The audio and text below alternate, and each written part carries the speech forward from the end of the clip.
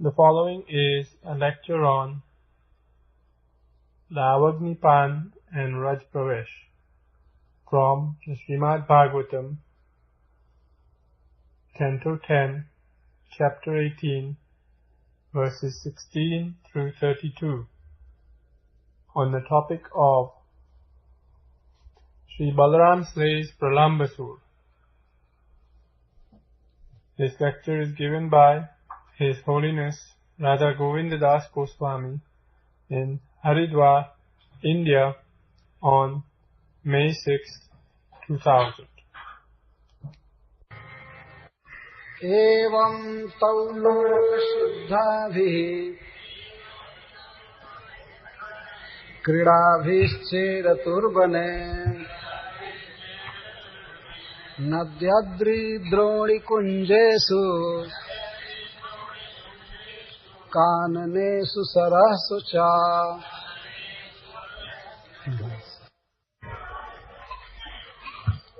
पशुं चारयतो तद्वने रामकृष्णयः गोपरूपी प्रलम्बो गात् असुरस्तज्जिहीर्षया। कंस सर्वदा कृष्ण और बलराम के वध की चेष्टा किया करता था, तो उसने अपने एक बहुत ही बलवान प्रलम्ब नामक दैत्य को भेजा। तो प्रलम्ब एक सिद्ध व्यक्ति था। सिद्ध का अर्थ है उसे अनेक सिद्धियां प्राप्त थी और वह अपनी इच्छा के अनुसार रूप बना सकता था। कृष्ण बलराम जब अन्य गोप सखाओं के साथ क्रीड़ा कर रहे थे तो वह असुर भी गोप का वेश धारण करके, एक सखा का वेश धारण करके और उन लोगों के साथ खेलना चालू किया। क्यों? तज्जिहीर्षया, कृष्ण और बलराम को हरने के लिए, ले जाकर कहीं मारने के लिए क्रीड़ा चालू किया। ऐसी घटना हुई कि एक दिन, जिस दिन वो आया, एक गोप बच्चा नहीं आया था, घर पर रह गया था। तो जो बच्चा घर पर रह गया था उसी का वेश बनाकर वो खेलने लगा। इसलिए अन्य गोप तो कोई नहीं पहचान पाया, यहाँ तक कि बलराम जी भी नहीं पहचान पाए, परंतु भगवान सब समझ गए। तो खेल चालू हुआ तो भगवान की यह इच्छा हुई कि इसका वध करना चाहिए, और उसकी इच्छा थी कृष्ण बलराम को मार देना चाहिए। तो सखा बनकर आया। तो भगवान ने उसके सख्य का अनुमोदन किया। तो वो तो बाहर से प्रकट कर रहे थे कि हाँ हमारा मित्र है, आज भी आया है, आता ही रहता है रोज।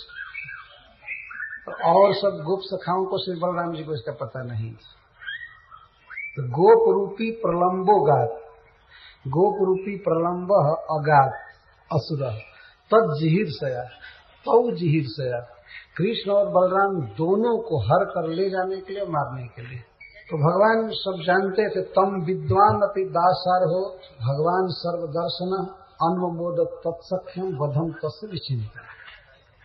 तम विद्वान अपि, प्रलम्बासुर को खूब अच्छी तरह से जानने वाले और उसके स्वभाव के ज्ञाता भगवान सर्वदर्शन जदुवंशी श्री कृष्ण उसके सख्य का अनुमोदन किए, उसके साथ खेलना स्वीकार किए। चला, भगवान सब कुछ देखते हैं। सर्वम पश्यति इति स सर्वदर्शन, जो सब कुछ देखे उसको सर्वदर्शन कहते। गोप बन के आओ, चाहे ब्राह्मण बनकर आओ, चाहे गाय बनकर, बैल बनकर, सब भगवान समझ जाते थे कौन क्या है। और सर्वदर्शन का अर्थ है उसके मारने की विधि को भी वो देख लिए कि ऐसे मारेंगे। अथवा सर्वा दर्शना तात्पर्य रूपेण जस्मिन परिवसंति इति सर्वदर्शन, सारे दर्शन अंत में श्री कृष्ण का ही वर्णन करते हैं, इसलिए भी उनको सर्व दर्शन कहते हैं। तो सर्वज्ञ भगवान समझ गए उसकी दुश्चेष्टा को, उसके दूषित अभिप्राय को, और इसलिए उन्होंने बड़े ढंग से खेल खेला। तो खेल भगवान ने कहा कि आज हम लोग बाह्य और बाहक का खेल खेलेंगे। भंडीर वन में वे लोग पहुंचे थे खेलते, कुछ दूर अभी तक खेलते खेलते पहुंचे। भगवान ने कहा कि ऐसा करें, हम लोग दो दल में बांट जाएं और दोनों में कुछ खेल हो। जो दल हारेगा वो वाहक बनेगा, ढोने वाला, और जो जीतेंगे वे बाह्य बनेंगे। बाह्य का अर्थ है जिनको ढोया जाएगा। बच्चे इस तरह से बाह्य और वाहक आज भी बनते हैं, और चढ़ करके पीठ पर थोड़ा चले जाते हैं तो सोचते हैं हमको बहुत सुख मिल गया। हम गांव में देखते हैं बैलगाड़ी वाले या तांगा वाले हा करते रहते हैं, बच्चे पीछे से झूल जाते हैं, रिक्शा पर भी झूल जाते हैं। वृंदावन में भी देखते हैं, थोड़े काल तक झूल करके चले गए तो उतने में ही वो संसार के सारे दुख भूल जाते हैं, उनको परम सुख की प्राप्ति होती है। ये खेल चालू किया भगवान ने, और वो जानते थे कि यह जब खेल चालू किया जाएगा और हम अपनी पार्टी में रखेंगे, इसको अपने दल में रखेंगे, और हम लोग जानबूझकर हार जाएंगे, तो हम लोग ढोने वाले होंगे, यह श्री बलराम जी को ढोएगा। भगवान ने सोच लिया कि इसका वध बलराम जी के हाथ से ही कराना है, उनको जस देना है। और प्रलंबासुर कृष्ण से कुछ डरता था, तो बहुत पूतना, बकासुर, तृणावर्त आदि सुन चुका था। सब तो मथुरा से ही आते थे और इधर से लौटते नहीं थे। जब गत्वा न निवर्तन, तो सूचना देने भी नहीं जाते थे कंस के पास कि क्या हुआ, कैसे मरा। कोई दूसरे के द्वारा खबर मिलता होगा कंस को कि वो तो पुनरावर्तन नहीं किया, रह गया वृंदावन में। तो बहुत फैला था यश श्री कृष्ण का, इसलिए उनसे डरता था। तो भगवान यह भी देख लिए थे, तो मुख्य रूप से वो बलराम जी को मारना चाहता था। जानता था कृष्ण को मारना खतरा है। पूतना आई थी मारने के लिए तो वही मर गई, तृणावर्त आया था मारने के लिए वही मर गया, सकटासुर मर गया। और अभी घटना घटी थी, कालिये नाग का दमन कर दिया, इतना भयंकर सर्प का, और आग पी गया। तो सब न्यूज़पेपर में छपता ही था, सब जगह फैल जाती थी बात, पूरे ब्रह्मांड में, केवल पृथ्वी पर ही नहीं। तो डरता था कृष्ण से। तो भगवान ने कहा ठीक है, चलो दो दल में हो जाए।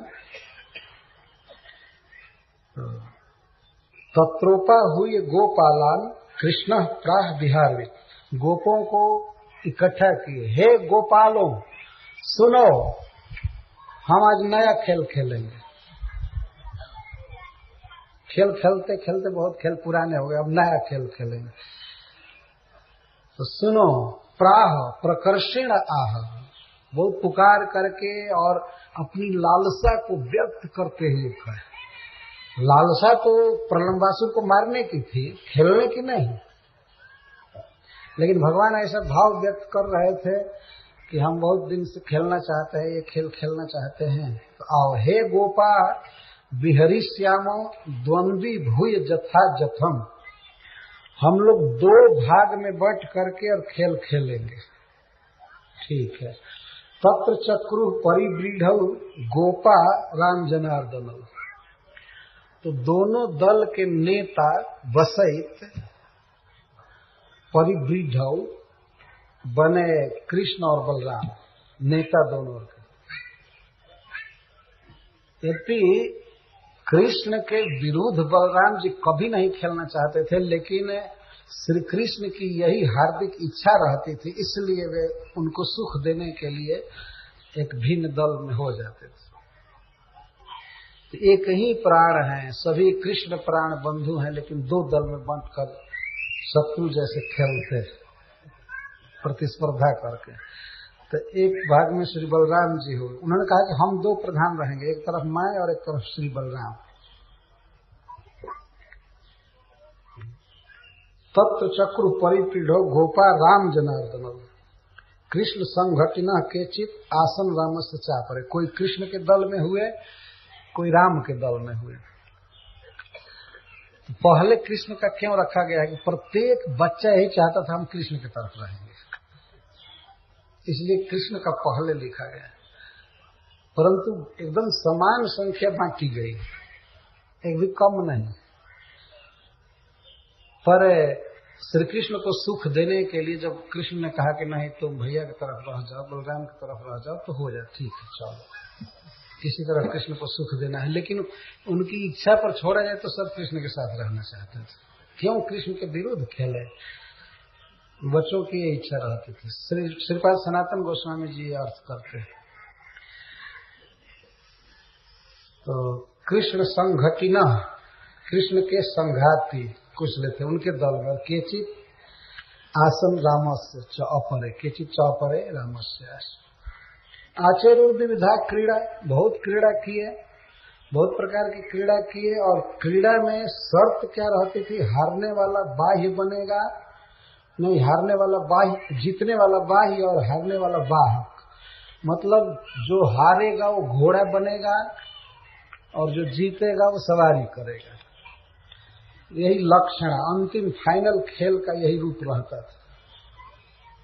किसी चीज में मान लीजिए रस्साकसी कर रहे हैं, जो हार गया वो घोड़ा बनेगा। ये कोई खेल कर रहे हैं, जो हार गया घोड़ा बनेगा। तो इस तरह से कर रहे थे। जत्रारोहंति जेतारो वहंति च पराजिता, जेतारह आरोहंति पराजिता वहंति। साफ उसी की व्याख्या कर रहे। जेतारह जीतने वाले,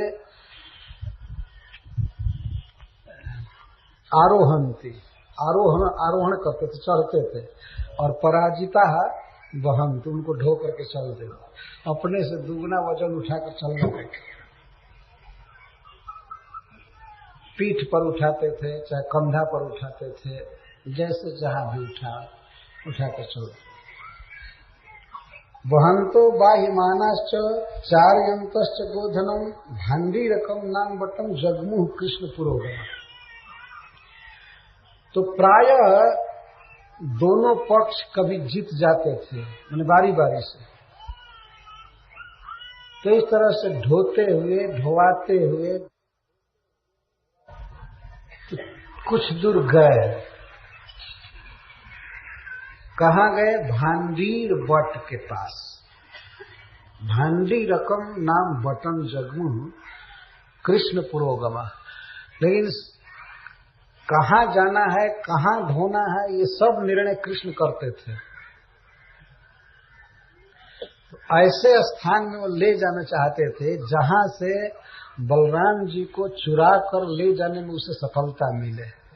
तो सबके सामने कैसे वो उस डेस्टिनेशन से आगे बढ़ सकता था। जब ही आगे बढ़ता तो भगवान कृष्ण पकड़ सकते थे। बहुत डरता था। आगे वर्णन है कि बलराम को ले जाते समय कृष्ण न देख ले, नहीं तो हमें भी मार डालेगा। उसको इस शंका थी। देखने में कृष्ण छोटे थे, लेकिन उनका यश बहुत फैल चुका था। अभी अभी जो कालिए जैसे सर्प पर नाच करके आया हो लड़का, और न डसा न बीस न फीस कुछ नहीं, क्यों नहीं कीर्ति बढ़ी होगी सब जगह। इसीलिए वो भांडीर वन में ले जाना चाहते थे भगवान, जहां ज्यादा झुरमुट हो, वन घना हो, जिससे कि लेकर के छिपे और उड़ जाए। भगवान चाहते थे कि ऐसा वो करे, तब बलराम जी मारेंगे उसको।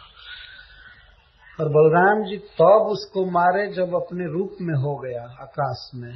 वहां हरीश्वरी जी कहते हैं कि कैसे गोप को मारे, अपने सखा को कैसे मार सकते थे। भले कपटी था, लेकिन सखा बन करके आया था, तो भगवान कैसे मारे।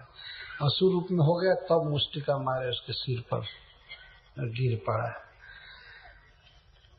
और यहाँ सुखदेव गोस्वामी जी कहते हैं बहुत खेल किए, वहंतो बाह्यमानश्च चार्यन्तश्च गोधनम भांडीरकम नाम बटम जगमुह कृष्ण पुरोगम। बाह्य मानश्च और बाह्य मानस और कह रहे हैं कि गोधनम चार, गौओं को चराते हुए बीच बीच में गाय भी देखते थे, खेलते थे, कुछ कहते थे गौए इधर उधर बिखर गए, उनको जरा हाँ कर आगे करो, आगे वो चलते हुए हम लोग पीछे से खेलते चले। कभी कभी याद आती थी कि एक बार बछड़े चोरी चले गए थे, एक बार ये हो गया था, तो कहीं कोई इधर उधर चुरा न ले, चाहे कहीं इधर उधर गिर न जाए, दूर न चली जाए, इसलिए निगाह रखते थे गौओं पर, बस थोड़े देर के लिए। मुख्य आवेश से खेलने का। तो राम संघटिनो जरहि श्रीदाम वृषभादय क्रीड़ायाम जैनस्तानुहु कृष्णादयो नृप। श्री राम के जो संघाती थे श्रीदाम और वृषभ आदि, वे जीत गए। लास्ट खेल की बात बता रहे हैं। इसके पहले तो श्री कृष्ण बहुत बार जीते थे और उनका दल, लेकिन अंतिम खेल में श्री राम जीत गए और श्री राम के साथ श्रीदाम थे और वृषभ। क्रीड़ायाम जयी न, ये क्रीड़ा में जयी हो गए। तो तान उहु कृष्णादयो नृपा, तो इनको कृष्ण आदि ढोना चालू किया और कृष्ण के पक्ष में प्रलंबासुर था तो वो भी ढोया। तो भगवान तुरंत बैठ गए और श्रीराम जी को कहे कि मैं आपको ढोऊंगा। तो वो जो था वो उसके सुनते ही तुरंत कहा मैं बलराम को ढोऊंगा।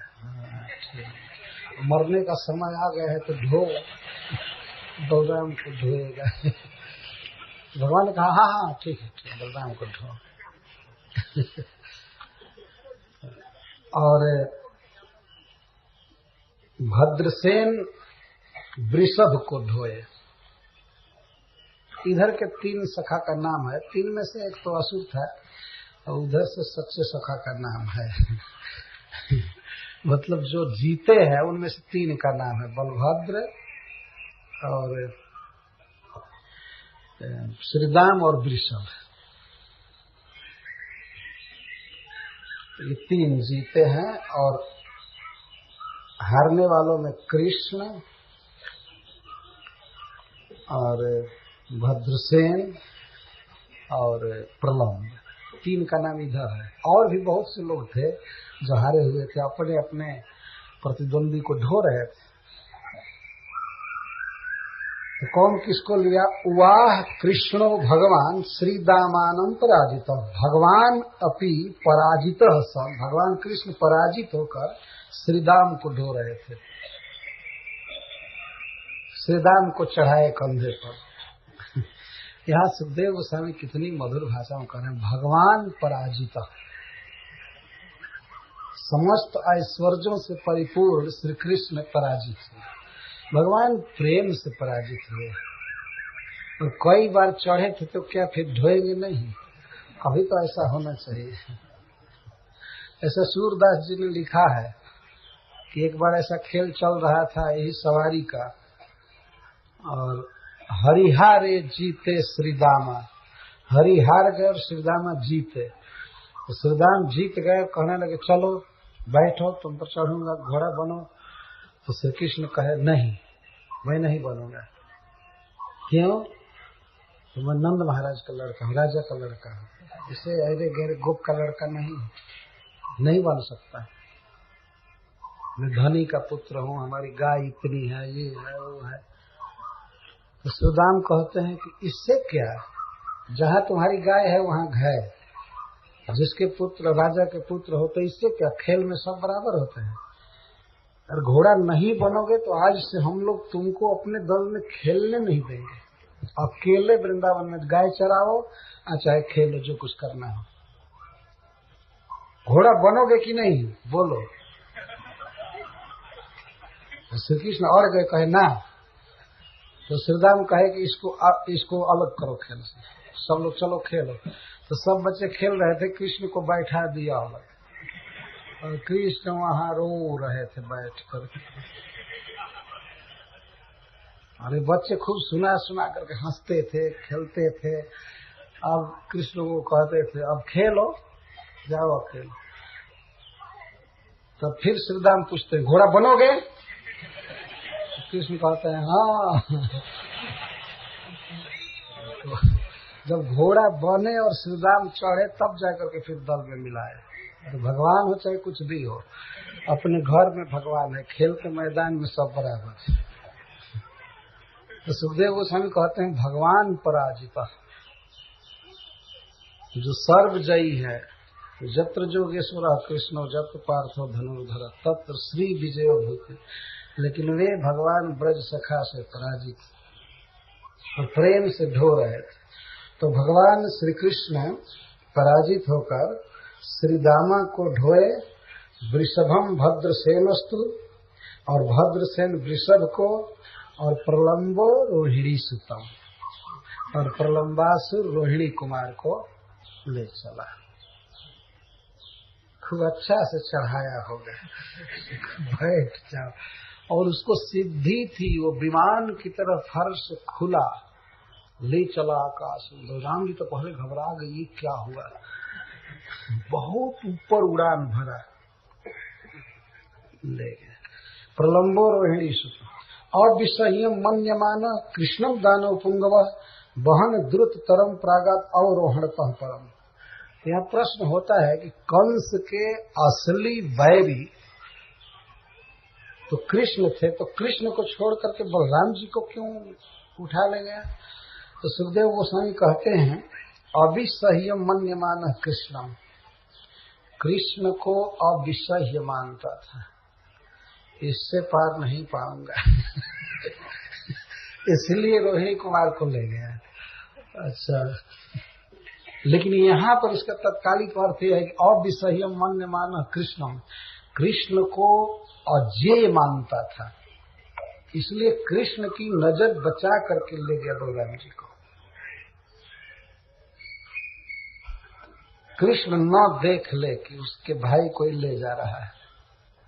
ये तो कृष्ण का यश बहुत फैला था, वो कहीं से भी मार देगा पकड़ करके। इसलिए यहाँ तत्कालिक अर्थ है कि कृष्ण के दृष्टि से बच करके चला और बहुत तेज चला। वहन द्रुत तरम, कृष्ण और भद्रसेन तो धीरे धीरे चल रहे थे, चाहे और सखा। ये दिखा रहा खूब तेज घोड़ा था, बिना चाबुक मारे चल दिया खूब तेज गति से, खूब तेज चला। तेज इसलिए चला कि कृष्ण आदि पीछे छूट जाए और मैं आगे बढ़ करके लेकर के भाग चला। तो कृष्ण तो जानते हुए भी क्या प्यार कर रहे थे, वो नहीं कहे कि इतना जल्दी क्यों जा रहे हो, साथ में चलो। भगवान ने नहीं कहा, वो जानते थे कि बलराम जी इसका वध कर देंगे। तो बहुत द्रुत तरम, एक्सप्रेस खोला स्पेशल, द्रुत तरम, द्रुतगामी लिखते हैं एक्सप्रेस को हिंदी में। तो द्रुत तरम, बहुत तेज। द्रुत का अर्थ ही होता है तेज, और द्रुत तरम का अर्थ है भगवान कृष्ण आदि से 10 गुना स्पीड से चला होगा लेकर के। प्रागात, प्रयागात, वो भी प्रकर्षण आगात। कहाँ? अवरोहणतः परम, अवरोह्यते जस्मिन सा अवरोहण, जहाँ रुकना था, उतारना था सवार को, वहां से बहुत आगे बढ़ गया और ढोता ही जा रहा था। और कुछ दूर के बाद जाकर जैसे तेज गति से विमान उड़ता है, वैसे जमीन छोड़ करके आकाश पकड़ लिया बलराम जी को लेकर। यहाँ श्रीपाद सनातन गोस्वामी कहते हैं कि श्री बलराम जी की इच्छा थी कि मैं भी जरा आकाश में उड़ूं, जैसे ये उड़ा था एक बार तृणावर्त के साथ। इनकी इच्छा थी बलराम जी की। सुने थे ना, एक बार कृष्ण को आया था, तृणावर्त उड़ा करके ले गया बहुत दूर। तो कृष्ण चर्चा करते होंगे कि मैं उसको बहुत ऊपर ले गया और उसका गला पकड़ा तो ऐसे गिरा ब्रज में, मैं गिराया उसको। तो बलराम जी की इच्छा थी कि मैं भी तब एक दिन आकाश में उड़ूंगा। तो आ ही गया एयरप्लेनिंग के लिए, अब उड़ने जा रहे हैं। भाई थे इसलिए कुछ न कुछ इच्छा रहती थी, ये जैसे मारा है दैत्य को तो मैं भी मारूंगा। तो ले गया बहुत जोर से ऊपर।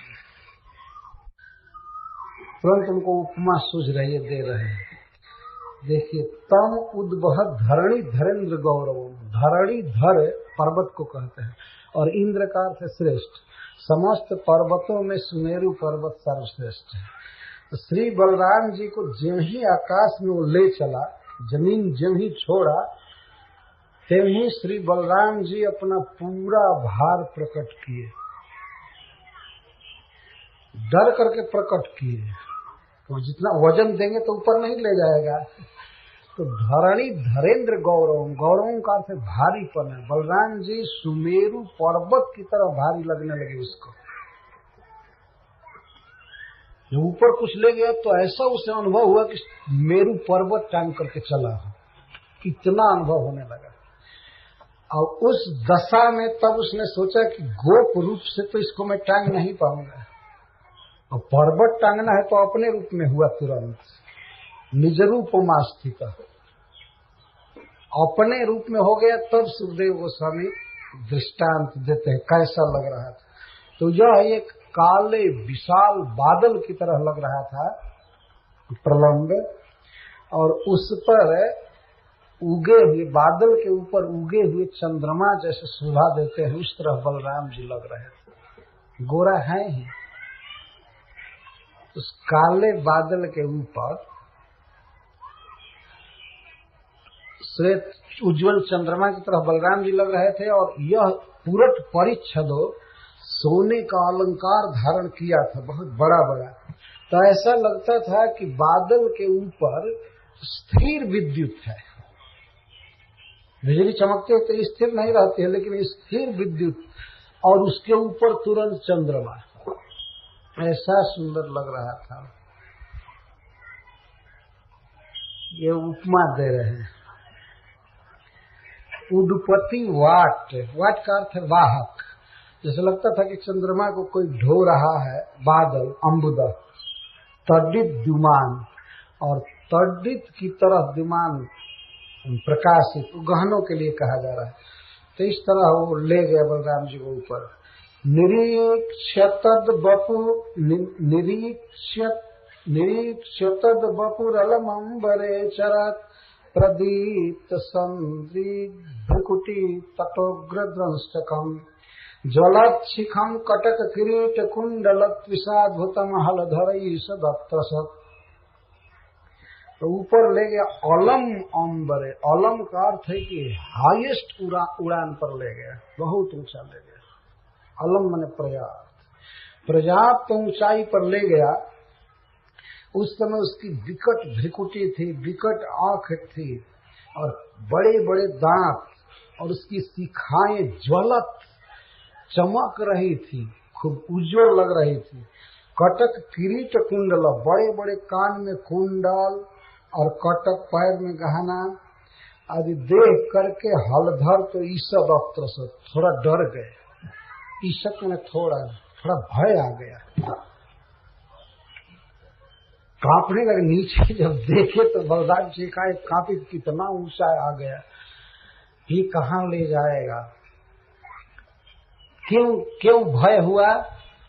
बाल लीला कौतुक है ना, भगवान अभी बालक है ना, बाल लीला कर रहे हैं, इसलिए थोड़ा यह भी लीला किए, भय हो गया, थोड़ा सा भय हुआ। अथवा श्री सनातन गोस्वामी पाद जी कहते हैं कि श्री बलराम जी को याद आया कि अरे, मैं तो समझता था कि गोप सखा है, हाय रे कहीं कृष्ण को कोई न उठा करके ले जाए सासुर, इसलिए उन्हें भय हुआ। वहां भय का ये अर्थ, उस संकट की दशा में भी बलराम जी अपने लिए चिंतित नहीं है, श्री कृष्ण के लिए सोचने लगे कि जैसे मुझको ये उठा करके लाया, ऐसे कृष्ण को कहीं कोई न ले जाए। जानते हैं भगवान है, फिर भी वात्सल्य भाव है बलराम जी का कृष्ण के प्रति, वहां डर है। इसके बाद तुरंत याद आया कि मैं भगवान हूँ और पृथ्वी का भार दूर करने के लिए अवतार लिया हूँ, असुर का वध करना मेरा कर्तव्य है। तो जान गए। अब पहचाने कि ये असुर है। अब तक नहीं जानते थे, नहीं तो वहीं पर गला दबा दिए हो तो मर गया होता। अच्छा, ढो ही नहीं पाता तो भार वहीं बढ़ा दिए होते गोप रूप में, तो वहीं मर गया होता, फिसल गया होता। अब पता चला तो जाते जब बलराम जी अपने स्वरूप में आकर अथागत स्मृति रभयो रिपुम बलो, स्मृति आ गई कि मैं जगदीश्वर हूँ और मैं अवतार लिया हूँ पृथ्वी का भार दूर करने के लिए, असुरों का वध करने के लिए। तो अभयो बल, वैसे मूर्तिमान बल है ही, पर अब अभय हो गए। विहाय सार्थम एवं हरंत आत्मन, उन्होंने सोचा कि ये तो सार्थम हमारे गोप समूह से छुड़ा करके हमको हर रहा है, अथवा विहायसा अर्थम एवं हरंतम, आकाश मार्ग से हमें हर कर ऐसे ले जा रहा है जैसे कोई धन चुरा करके ले जा रहा है। ये सोच करके उन्हें क्रोध आ गया, रुसा क्रोध में, और क्रोध में अब कोई हथियार तो लिए नहीं थे, मुष्टिका बांधे और मारे उसके सिर पर मारते उसके सिर फट गए, और अब वो कहे कि उड़ने जाए, वो उस तरह से धड़ाम से गिरा वहां पर भांडीर बट के पास, जहां पर बच्चे खेल कर रहे थे, और उसी डेस्टिनेशन पर ले जाकर के गिराए बलराम से। गिरते समय कैसा दृश्य हुआ, बहुत बड़ा शरीर था। तो सुखदेव गोस्वामी कहते हैं जैसे भगवान इंद्र ने पर्वत पर वज्र मारा था और पर्वत गिरे थे धड़ाम धड़ाम जहां तहां बहुत आवाज करते हुए, वैसे गिरा वो, से एक मुष्टिका से गिर पड़ा, और श्री बलराम जी उसी के ऊपर गिरे, जो चढ़े ही आए। तो भगवान की अद्भुत लीला है। जो लोग श्रीमद् भागवतम के शब्दों पर ठीक से विचार करते हुए चलते हैं, उन्हें कभी भी भगवान बलराम और श्री कृष्ण पर शंका नहीं हो सकती, कभी नहीं स्वीकार कर सकते कि मनुष्य हैं या ये हैं या वो हैं, ऐसा है। जो लोग ठीक से पढ़ते नहीं वही शंका करते। इतने बड़े दैत्य को एक मुष्टिका से बलराम जी ने विफल कर दिया, जो गिर गया। रुषा हनत छिरसी दृढ़ेन मुष्टिना सुराधिपो गिरिमिव वज्र रंधसा, जैसे सुराधिप देवराज इंद्र वज्र के वेग से गिरिम पर्वत को गिराए थे, ऐसे बलराम जी ने गिराया। वज्र स्थानीय है बलराम जी की मुष्टिका, और सुराधिप के स्थान पर बलराम जी, और प्रलंबासुर गिरी स्थान, इस तरह से मारा तो गिरा। दृष्टवा स आहतः सपद विशीर्ण मस्तको, दो बार उदाहरण दे रहे हैं एक ही चीज का, ध्यान से सुनिए। एक बार तो दे दिए सुराधिप गिरिमियो वज्र रंगसा, दूसरे श्लोक में बोल रहे हैं स आहतः सपद विशीर्ण मस्तको, जब ही बलराम जी ने मुष्टिका मारा तो उसके सिर कई टुकड़े हो गए, विशेषण शीर्ण, सिर का पता ही नहीं चला कि कितना टुकड़ा में चला गया। कैसा वेग होगा भगवान के हाथ का, वो अद्भुत हाथ है। मुखाद वमन रुधिरम, और मुख से बल खून फेंकने लगा।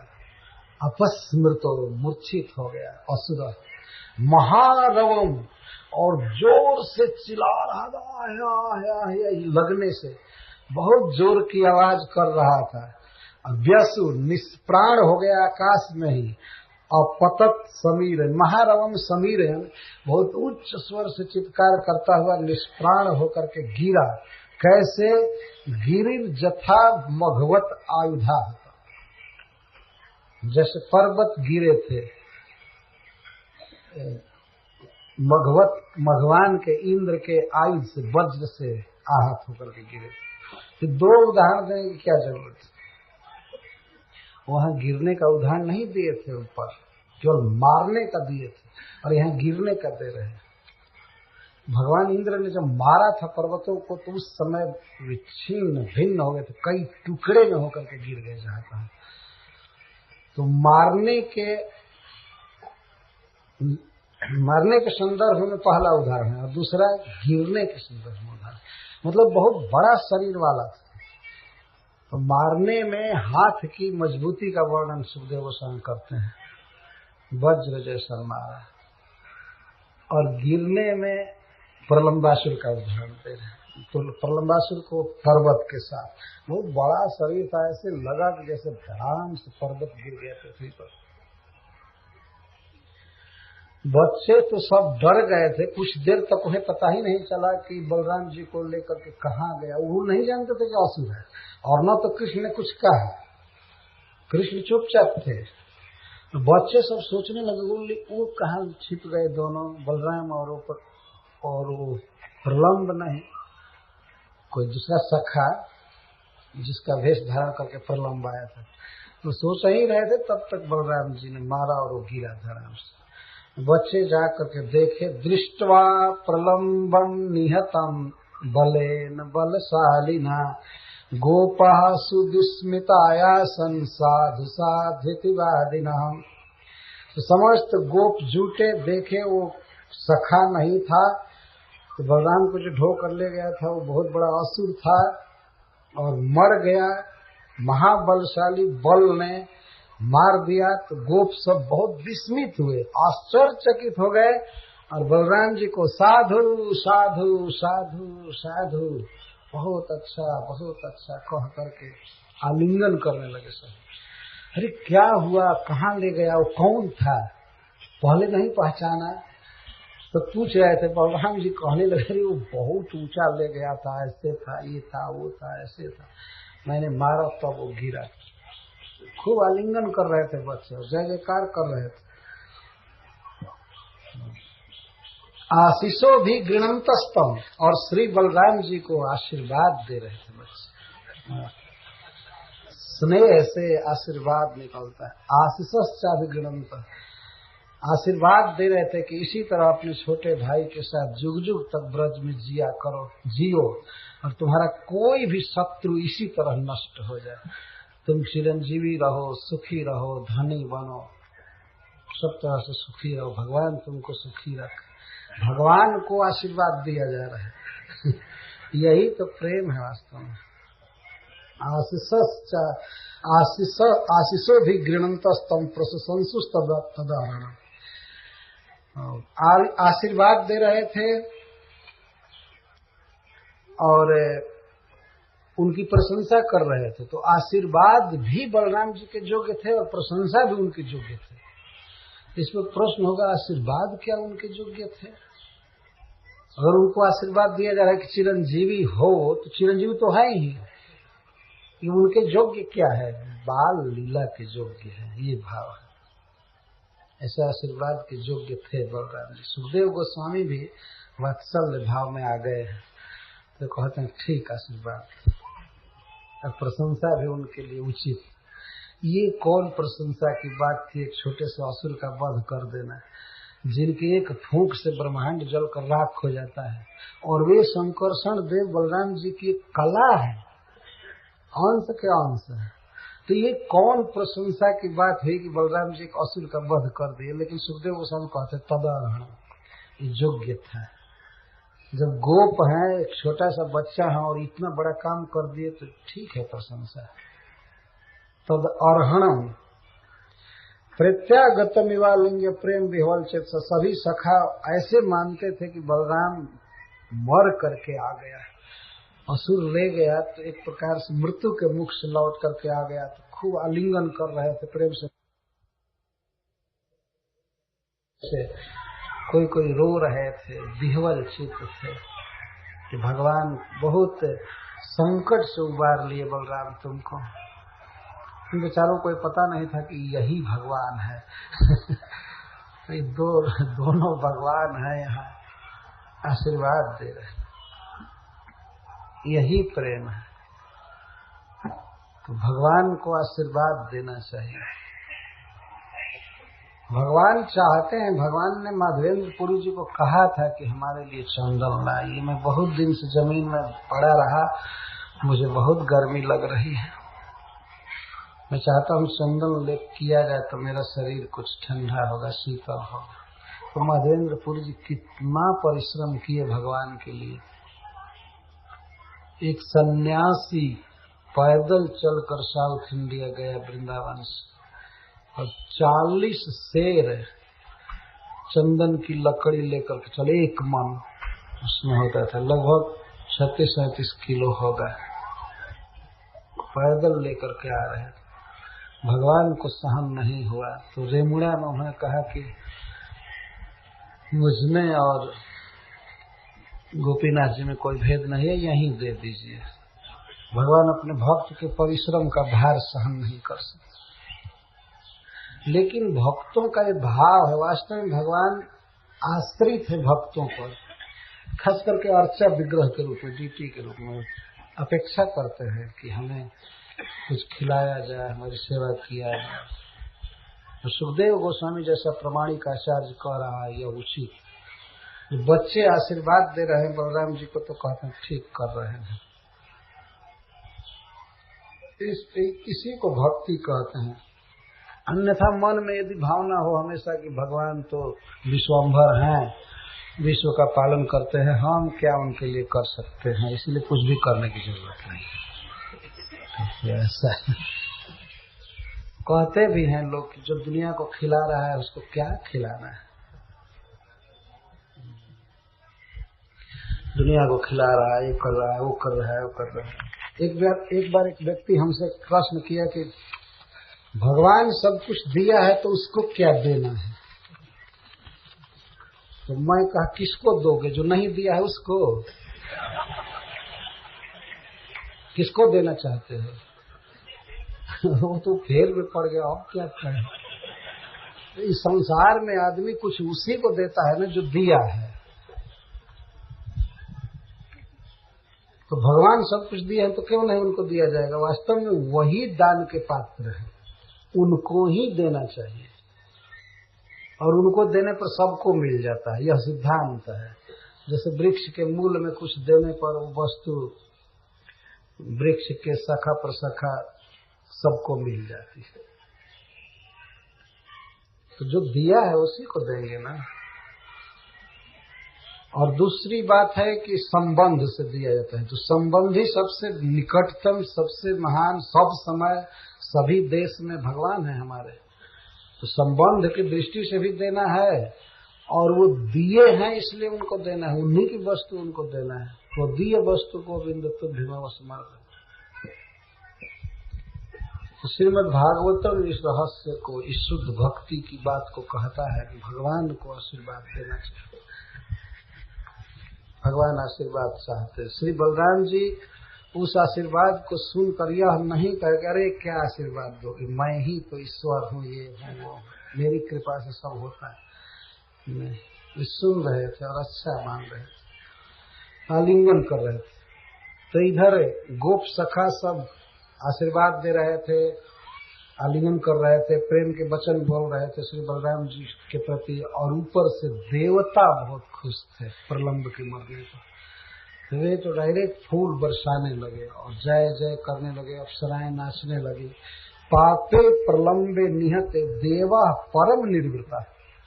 देवगण तो परम निर्वृत, निर्वृत का अर्थ सुखी, देवता बहुत सुखी हुए। और अभ्यवर्षण बलम माल्य ससंस्तु साधु साध्वी थी। ऊपर आकाश से भी जय जय साधु साधु की ध्वनि होने लगी और फूलों की वर्षा हो रही थी बलराम जी पर। फूल को माल्य कहते हैं, जिससे माला बनाई जाए वो है माल्य। फूल को बांधने से माला बनती है, तो इसलिए इसको माल्य कहते हैं। तो माल्य की वर्षा करने लगी। इधर गोप सखा जय जयकार कर रहे हैं, उधर वो जय जयकार कर रहे हैं। तो खेल में बहुत बड़ा आवेश हो गया। तो इतना बड़ा असुर मारा गया है इतने खतरा के बाद बलराम जी बचे हैं, लेकिन भगवान के साथ खेलने का इतना सुख था कि बच्चे फिर उस घटना को भूल कर खेलना चालू कर देते। क्यों नहीं आवेश हो, जहाँ साक्षात परब्रह्म भगवान खेल रहे हैं, क्यों नहीं आवेश होगा। और जैसे बच्चों का आवेश खेलने में हुआ, तो गौओं का आवेश चरने में हुआ, वो अभी भगवान की इच्छा से हुआ। वे चरने लगी, चरते चरते चरते चरते ऐसे स्थान पर चली गई जहाँ केवल मुंज ही मुंज था, मुंजाटरी। बच्चे इधर खेल रहे थे, उधर गौएं चल रहे थे। उसी समय आग लगी। ये कथा तो हम कल कहेंगे, दावाग्नि पान की। पर बच्चे खेलने लगे फिर से, इतना ध्यान रखना चाहिए। पुनः खेल, वैसे जैसे पहले वर्णन किया था दोपहर के पहले, वैसे फिर चालू किए खेल। ऐसी घटना पर तो अगर मान लीजिए मानव समाज में ऐसी घटना कोई हो जाए तो आदमी गाय साय हाँक करके भागेगा।